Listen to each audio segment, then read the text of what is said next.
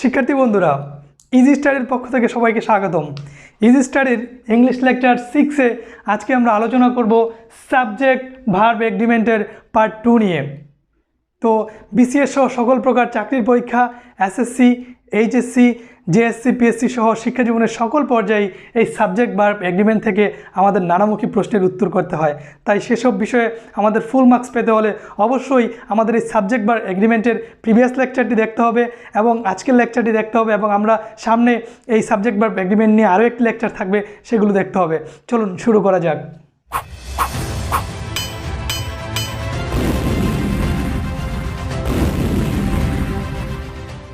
শিক্ষার্থী বন্ধুরা, আজকে আমরা সাবজেক্ট ভার্ব এগ্রিমেন্টের নতুন কিছু নিয়ম দেখব।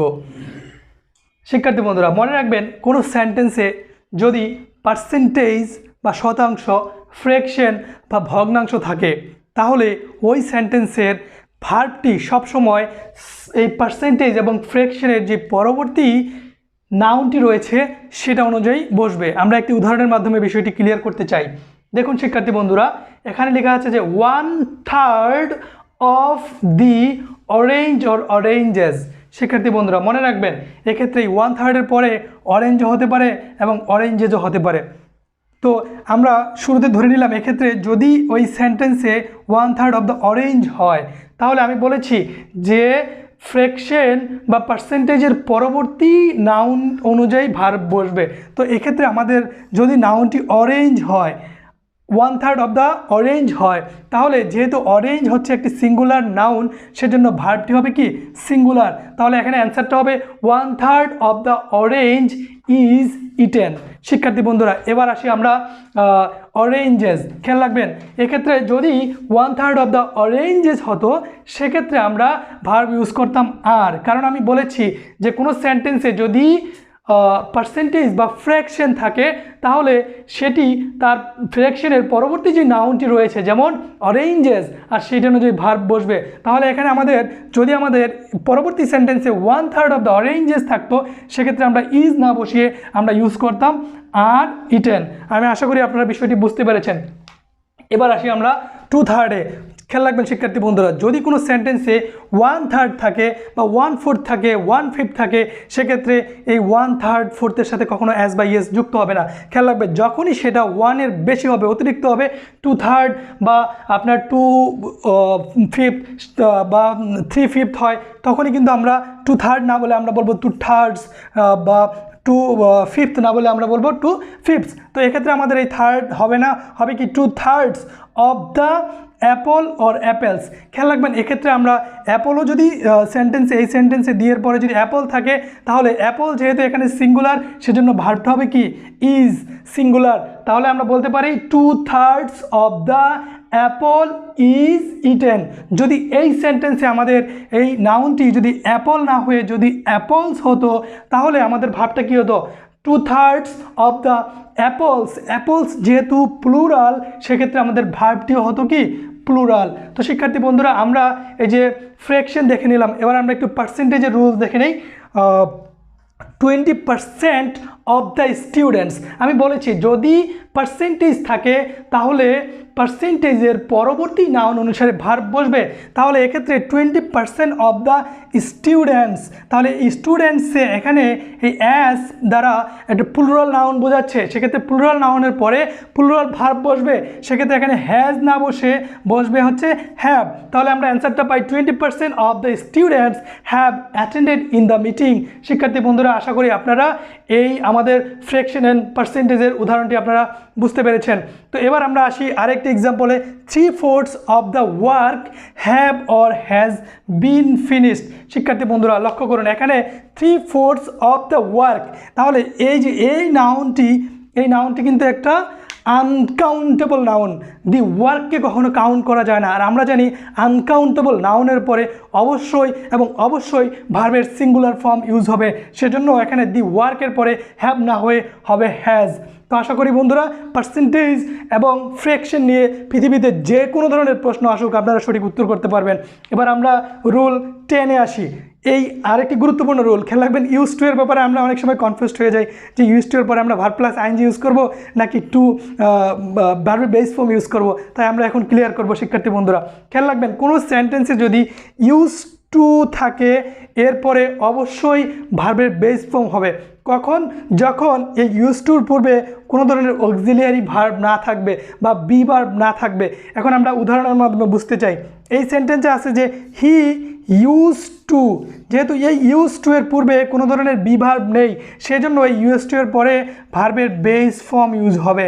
খেয়াল রাখবেন, তাহলে আমরা বিষয়টাকে আরও একটু ক্লিয়ার করতে চাই। খেয়াল রাখবেন, যদি কোনো সেন্টেন্সে ইউজ টু থাকে এবং এর পূর্বে যদি কোনো বি ভার্ব না থাকে তাহলে ভার্বের বেস ফর্ম এখানে study, he use to study hard ব্যবহৃত হবে।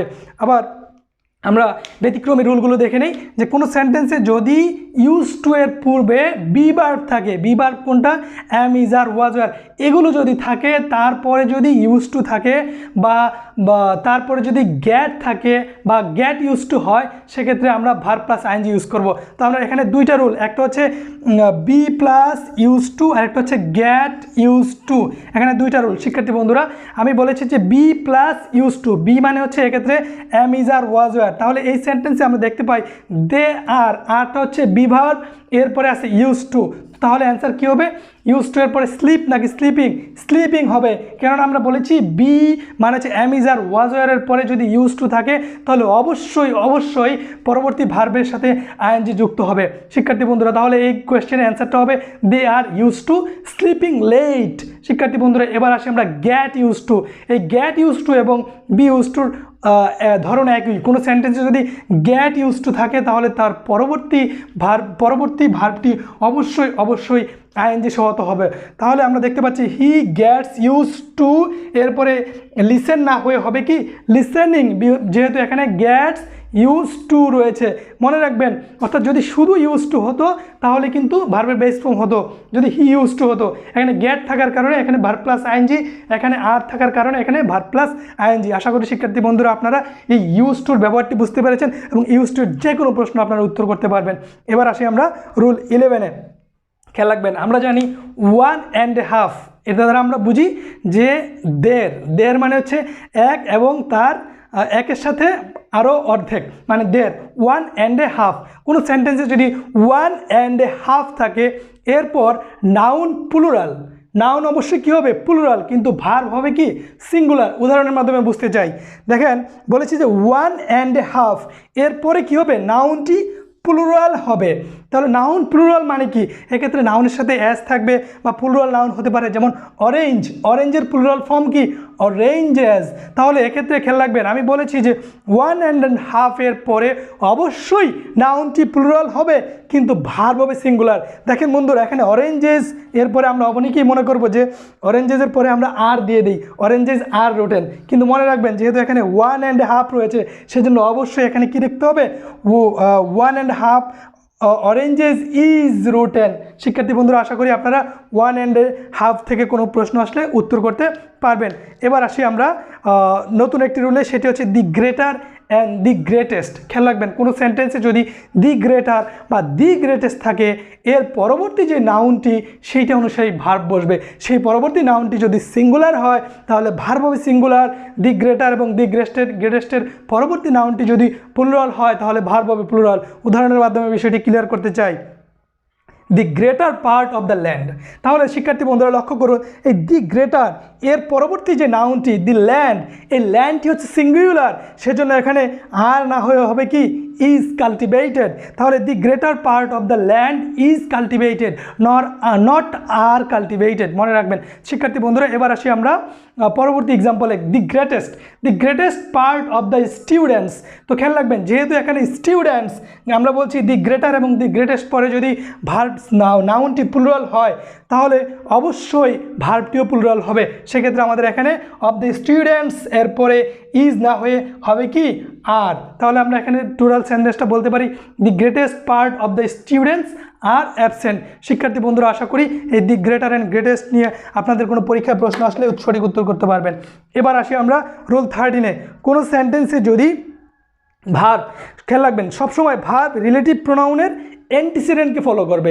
আমরা উদাহরণের মাধ্যমে রিলেটিভ প্রোনাউনের অ্যান্টিসিডেন্ট একটু বোঝাতে চাই যে আমরা সাধারণত রিলেটিভ প্রোনাউন বলতে কাকে বুঝি। রিলেটিভ প্রোনাউন হচ্ছে হুইচ, তারপরে হতে পারে হু, তারপরে হতে পারে আপনার দ্যাট, এগুলো হচ্ছে রিলেটিভ প্রোনাউন। রিলেটিভ প্রোনাউন কোনটা? যেটা হচ্ছে প্রোনাউনকে ইন্ডিকেট করে বা প্রোনাউনের পরিবর্তে ব্যবহৃত হয়, সেটাই হচ্ছে কি রিলেটিভ প্রোনাউন। তাহলে আমরা এই সেন্টেন্সটা যদি দেখি যে ইট ইজ দ্য স্টুডেন্টস, তাহলে হু, তাহলে ইট ইজ দ্য স্টুডেন্টস, এখানে হু বলা আছে, তাহলে হু হচ্ছে একটি রিলেটিভ প্রোনাউন।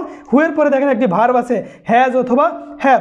যেহেতু এই সেন্টেন্সে আমি বলেছি ভার্ব রিলেটিভ প্রোনাউন এর অ্যান্টিসিডেন্টকে ফলো করে, তাহলে দেখেন এখানে এই যে হু, হু এর অ্যান্টিসিডেন্ট, অ্যান্টিসিডেন্ট মানে হচ্ছে তার পূর্ববর্তী। তাহলে হু যদি রিলেটিভ হয় তার পূর্ববর্তী নাউন কোনটি? তার পূর্ববর্তী নাউন হচ্ছে দি স্টুডেন্টস। তাহলে দি স্টুডেন্টস এখানে কি এটি সিঙ্গুলার নাকি প্লুরাল? যেহেতু এই স্টুডেন্টস দ্বারা একজন বোঝায় না, বহু স্টুডেন্টসকে বোঝানো হয়, সেজন্য ভার্বটি হবে অবশ্যই অবশ্যই প্লুরাল। হ্যাজ না হয়ে এখানে হবে কি হ্যাভ। তাহলে আমরা এই সেন্টেন্সটি পাই কীরকম?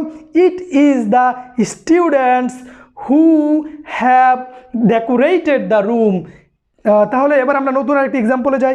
ইট is Tanha who has or have. শিক্ষার্থী বন্ধুরা, আমি বলেছি হু যদি এখানে রিলেটিভ প্রোনাউন হয়, রিলেটিভ প্রোনাউনের অ্যান্টিসিডেন্ট মানে হচ্ছে তার পূর্বের নাউন বা প্রোনাউন, তাহলে এই হু এর পূর্ববর্তী নাউন হচ্ছে তানহা, আর তানহা হচ্ছে সিঙ্গুলার, একজন মেয়ে, সেজন্য এখানে ভার্ব হ্যাভ হবে নাকি হ্যাজ হবে? অবশ্যই অবশ্যই সিঙ্গুলার ভার্ব, এখানে হ্যাজ হবে। Has solved his or her or their problem. শিক্ষার্থী বন্ধুরা মনে রাখবেন, যেহেতু এখানে আমাদের এই রিলেটিভ প্রোনাউনটি দ্বারা এখানে তানহাকে বোঝানো হচ্ছে, হু হচ্ছে কি সিঙ্গুলার, তার মানে সে তার প্রবলেম সলভ করেছে, হার সলভ। এখানে হিজ হবে নাকি হার হবে? শিক্ষার্থী বন্ধুরা আমরা জানি যদি সেটি পুরুষ হয় বা সেক্ষেত্রে আমরা হিজ হবে পুরুষ হলে, আর যদি সেটি নারী বা মহিলা হয় সেক্ষেত্রে আমরা ফিমেল হলে আমরা হার ইউজ করি, ঠিক আছে? সেক্ষেত্রে এটা অ্যান্সার হবে হার। তো আমরা দেখতে পেলাম যে একটি সেন্টেন্সে এই যে আপনার প্রোনাউন সাধারণত তার অ্যান্টিসিডেন্টকে ফলো করে। তাহলে এই যে হিজ অর হার বা দেয়ার, এক্ষেত্রে এখানে তিনটি প্রোনাউন রয়েছে, তাহলে এই তিনটি প্রোনাউন কাকে ফলো করবে?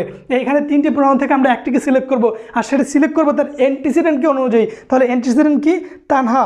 তাহলে এখানে তানহাকেই বোঝানো হচ্ছে যে হার প্রবলেম। তাহলে আমরা এক্ষেত্রে সেন্টেন্সটা পাই এরকম, it is Tanha who has solve her problem, not their problem, not his problem. এটা হচ্ছে তানহা যে তার নিজের সমস্যা নিজেই সলভ করেছে। শিক্ষার্থী বন্ধুরা আশা করি আপনারা এই রিলেটিভ প্রোনাউনের অ্যান্টিসিডেন্ট, এগ্রিমেন্টের ভার্ব এবং প্রোনাউনের ব্যবহারটা বুঝতে পেরেছেন। এবার আসি আমরা কালেকটিভ এক্সপ্রেশনস। শিক্ষার্থী বন্ধুরা মনে রাখবেন, কিছু এক্সপ্রেশনস আছে যেগুলো দেখতে প্লুরাল কিন্তু ভার্ব হয় সিঙ্গুলার এবং পরবর্তী প্রোনাউনটিও হয় সিঙ্গুলার। সেই এক্সপ্রেশনসগুলো কি আমরা একটু দেখে নেই। এক নম্বরে বলা আছে এ বক্স অফ বুকস, মানে হচ্ছে একটা বাক্সের মধ্যে অনেকগুলো বই, বুকস। এরপর হচ্ছে এ হার্ড অফ ক্যাটেল, ক্যাটেল মানে হচ্ছে গৃহপালিত পশু বা যন্ত্রপাতি, সেটা একটা না অনেকগুলোকে বোঝানো হয়।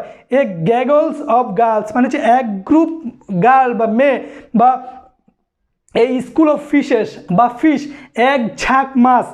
এরপর আছে কি আমাদের এ প্যাক অফ ডগস মানে হচ্ছে একসাথে অনেকগুলো, একদল কুকুর, বা এ প্রাইড অফ লায়ন্স একটা লায়নের বা একটি সিংহের দল বা পাল। এরপর হতে পারে এ গ্যাং অফ রবার্স একটা ডাকাতের দল। তারপর হচ্ছে এ কোরাস অফ সিঙ্গার্স মানে হচ্ছে গায়কদের দল। সেক্ষেত্রে দেখেন শিক্ষার্থী বন্ধুরা এখানে কিন্তু অ্যাস আছে মানে প্লুরাল বোঝাচ্ছে, গার্লস আছে প্লুরাল বোঝাচ্ছে, ফিশেস আছে প্লুরাল বোঝাচ্ছে, লায়ন্স আছে প্লুরাল বোঝাচ্ছে।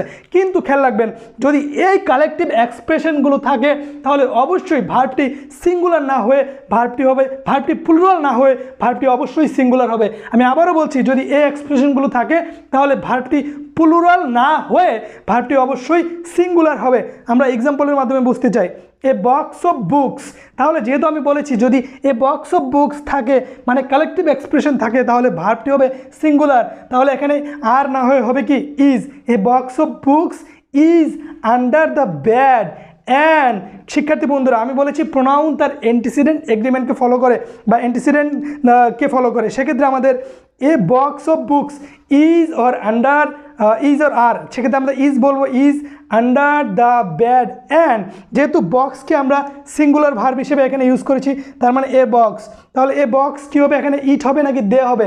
তাহলে এটি অবশ্যই এ বক্স ইট হবে। বক্সের প্রোনাউন কি? ইট। তাহলে দে হতো কখন? যখন সেটা মানুষ হতো বা কি অন্য কেউ হতো। যেহেতু এটি একটি বক্স সেজন্য আমরা ইট হবে। এবং এই ইটের পরে ভার্বের সিঙ্গুলার ফর্ম, তাহলে সিঙ্গুলার ফর্ম কোনটি? এখানে ওয়াজ এবং ওয়্যার রয়েছে, তাহলে অবশ্যই ভার্বের singular form it was covered. তো শিক্ষার্থী বন্ধুরা আমরা এই পুরো লাইনটি একটু দেখে নিই। A box of books is under the bed, মানে হচ্ছে এক বাক্স বই বেডের নিচে আছে। অ্যান্ড ইট ওয়াজ কভার্ড, এবং যেগুলো কি কভার করা। তো শিক্ষার্থী বন্ধুরা আশা করি এই লাইনটি সবাই বুঝতে পেরেছেন। এরপর আমরা আসি এ প্যাক অফ ডগস, মানে হচ্ছে একদল কুকুর। একদল কুকুর কি করছে? যেহেতু এখানে আমরা জানি যে এ প্যাক অফ থাকলে সেন্টেন্সে ভার্বটি হবে সিঙ্গুলার, সেক্ষেত্রে হ্যাজ হবে, নট হ্যাভ। এখানে ডগস দেখে অনেকেই কিন্তু হ্যাভকে অ্যান্সার করে ফেলবে, কিন্তু আপনি যেহেতু এই লেকচারটি দেখেছেন অবশ্যই আপনি সেন্টেন্সে একে প্যাক অফ ডগস দেখলে হ্যাজ অ্যান্সার করবেন। A pack of dogs has been appointed to guard the office. শিক্ষার্থী বন্ধুরা এবার আসি আমরা একটি সহজ রুল, যেটা আমরা সবাই জানি। অনেকেই কোনো সেন্টেন্সে যদি আইদার অর, নাইদার নর অথবা not only dot dot but also, অর্থাৎ সেন্টেন্সে আইদার অর, নাইদার অর, নর, নট অনলি বাট অলসো যদি থাকে, তাহলে ভার্বটি তার নিকটবর্তী নাউনকে ফলো করবে। ভার্বটি মানে হচ্ছে ভার্বের পাশে যে নাউনটা আছে, ভার্বের যে জায়গাটা খালি জায়গাটা সেটার পাশে যে নাউনটা আছে সেটাকে ফলো করবে। উদাহরণের মাধ্যমে দেখে নেই, either Karim or his friends, তাহলে ভার্বটা কোথায়? এখানে ইজ এবং আর। তাহলে আমি বলছি এই ভার্বটা তার নিকটের যেই নাউনটা, তাহলে either Karim or his friends is oblique are. তাহলে যেহেতু বলছি এই ভার্বের নিকটে আছে কে? His friends. ফ্রেন্ডস যেহেতু প্লুরাল, তাহলে ভার্বটি ইজ না হয়ে ভার্বটি হবে কি? আর। তাহলে আমরা দেখতে পাই either Karim or his friends are responsible for this crime. এরপর আমরা পরবর্তী এক্সাম্পলে যাই, যে not only Karim but also Ikram. তাহলে দেখেন এক্ষেত্রে ইকরাম যেহেতু সিঙ্গুলার সেজন্য ভার্ব হবে কি? Is, not R.